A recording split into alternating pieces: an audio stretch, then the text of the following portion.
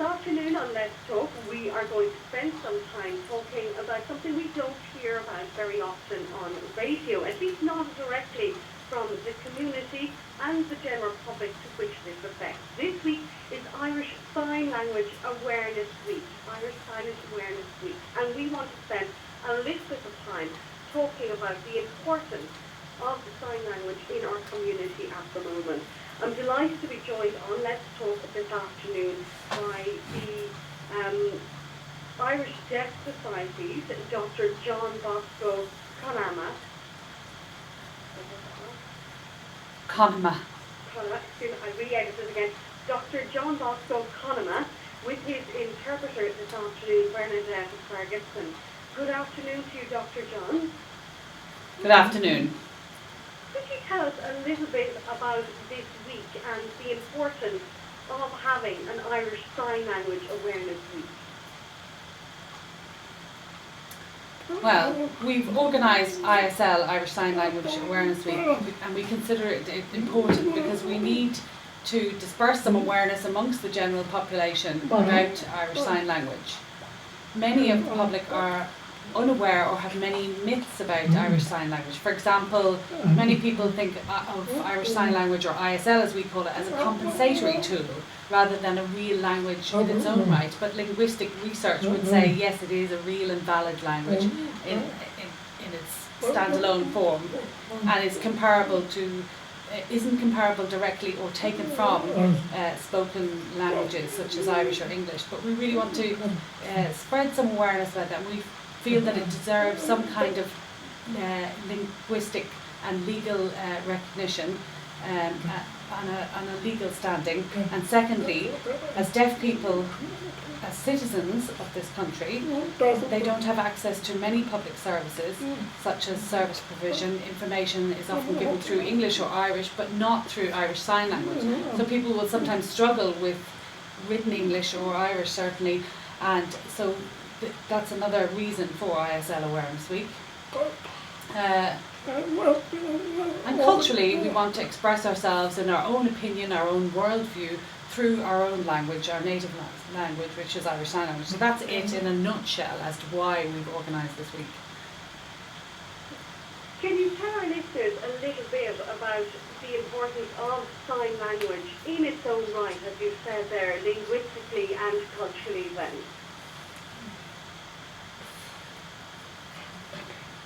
For example, most deaf people who are born deaf or become deaf at a very early age don't have access to spoken language. Maybe have some access, but it may be delayed and their language acquisition may be affected in some way. And it's very important to build a foundation to have that language acquisition at an early age for further education.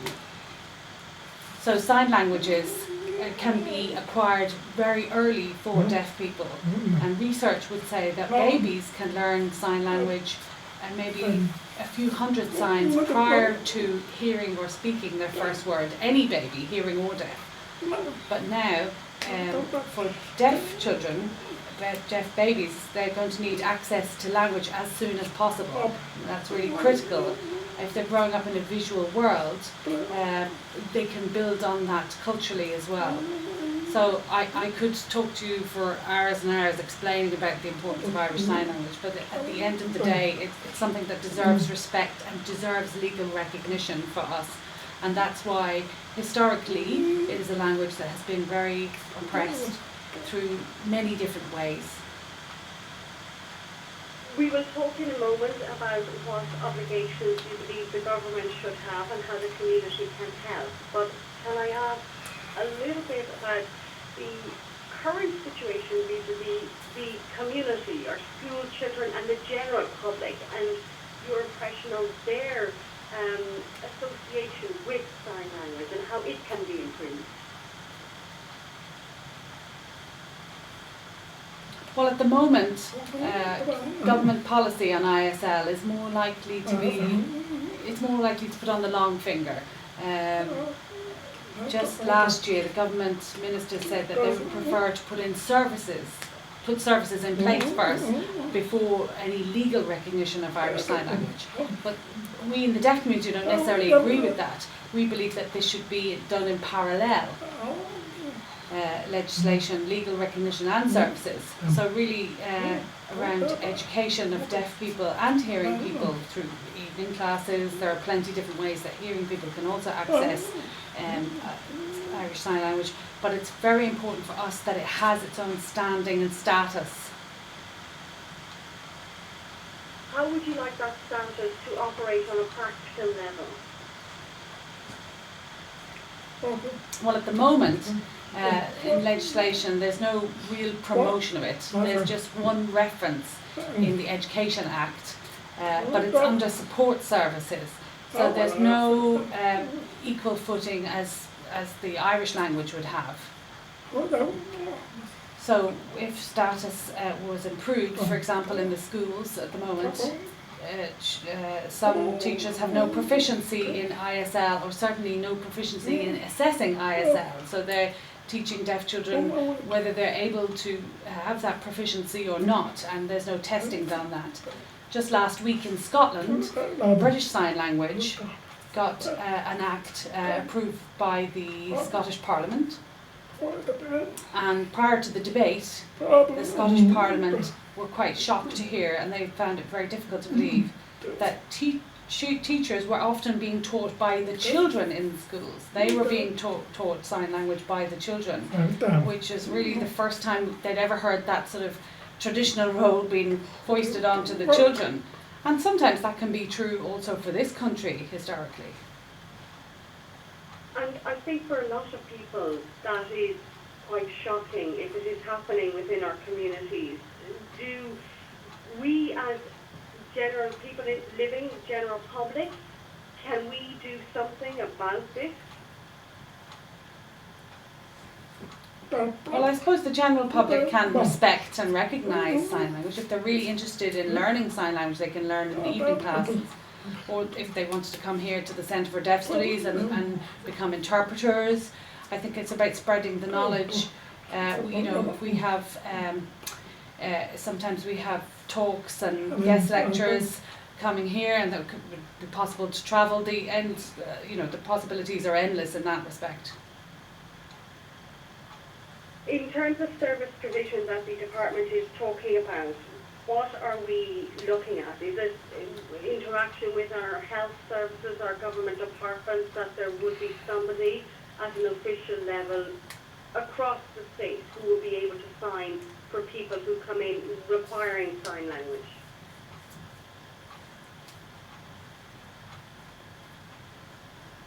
Well, for now, we're talking about government departments often have their own websites, and often the first port of call for information, for example, the Department of Social Protection have a provision of information about benefits and so on in two languages, Irish and English, on their website, because they're legally obliged to do so. But they also offer translation of their services through different languages, through different spoken languages, which is a great thing. But at the same time, what we're asking is, could you translate those to ISL, Irish Sign Language as well? And often they say, how could we do that? But they often also use the excuse that deaf people can read English themselves. But we need access in our own language. In many other European countries, they have access and translation. You click a button on the website and a video comes up in their own native sign language. So technology-wise, it's quite simple to do at this stage. At the moment, we have there's no legal obligation on them. There's nothing legally binding. So it's always based on goodwill and negotiations with each individual department, resources and people willing. Secondly, depending on various departments, there's no one personnel that you would say that you could get translation into ISL. Often we have to bring interpreters. But then again, there's an issue of who pays for interpretation. And sometimes it can be a sore point as to who pays for it. So obviously for hospitals and serious medical situations, who pays for the the interpreter? Is it the person themselves? Is it the department? It often takes up a lot of time and concern for deaf people as to who should, and it's an unnecessary burden on deaf people as well. There's no clear obligations often. I know the HSE would often have documents as to how to recruit and to care for deaf and hard of hearing people, but often when it comes down to the nitty gritty of it, there is an argument or a discussion as to who pays. So imagine that kind of experience, dealing with that kind of experience in different arenas, so social protection, education, health, constantly having to struggle and debate and negotiate. So many times deaf people will just prefer to withdraw from services. For example, some deaf people would like would like to self-diagnose health problems online rather than go in to a health clinic and negotiate as to who's going to pay for them. But funnily enough,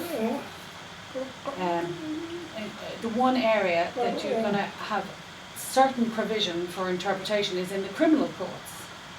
So they're willing to provide there, but they're not necessarily willing to provide anybody who's following the law or who's a law-abiding citizen. So there's a kind of contradiction there. Absolutely, I'm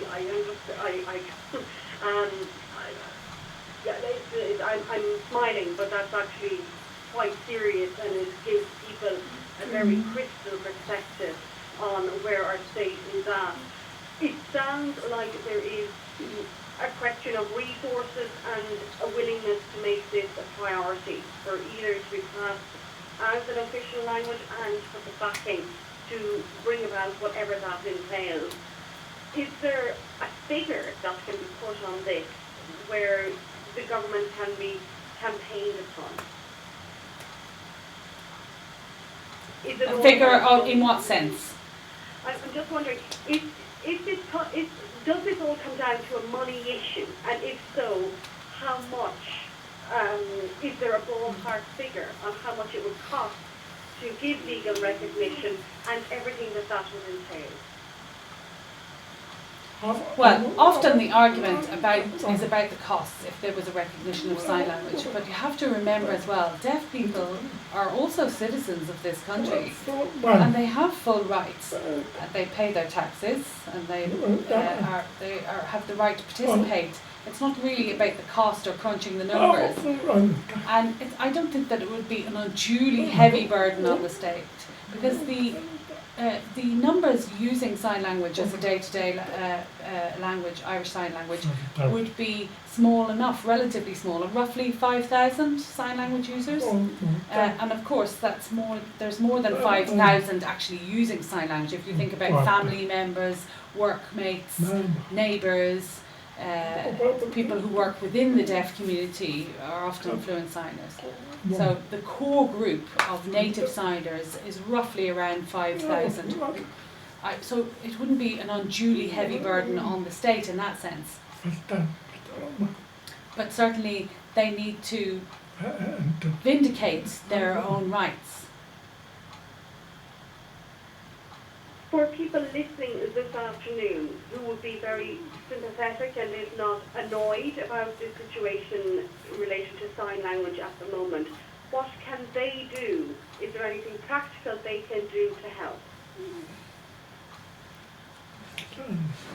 Yes, they can. For example, I know that soon there's a general election coming up. You know, if you could let your local politicians know your grievances and ask them, we aim to certainly lobby all politicians when they're talking about their own manifestos to make sure that they include something about the recognition of Irish Sign Language. And also on the wider picture, Ireland hasn't ratified the UN Convention on the rights for the rights of people with disability. There are 5 specific clauses in that relating to sign languages, and it would be fantastic if Ireland ratified that. It would maybe make the situation, I wouldn't say it would make a huge amount of difference immediately, but it would make it more bearable, certainly. And of course, that's a very long process, that ratification. But certainly, we need, at the moment, to educate people and to spread some type of awareness about it.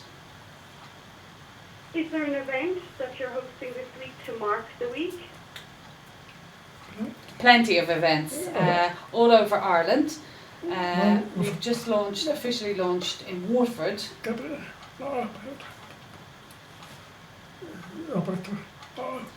We were launched by the Deputy Lord Mayor of Waterford, and we have a conference.